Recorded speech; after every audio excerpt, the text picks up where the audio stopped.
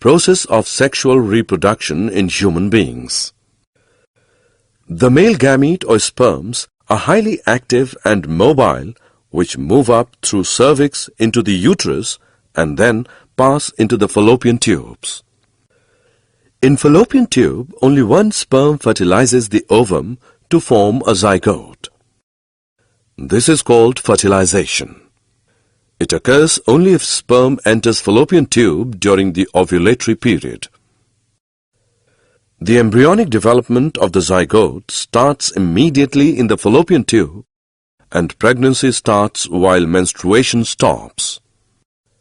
The embryo moves down to reach the uterus. The embedding of embryo in the thick inner lining of the uterus is called implantation. Then, a special tissue develops between the uterine wall and the embryo called placenta, where the exchange of nutrients, oxygen, and waste products takes place. The time period from the development of fetus inside the uterus till birth is called gestation. The act of giving birth of fully developed fetus at the end of gestation period is termed as parturition. The development of the child inside the mother's body takes approximately 9 months' time.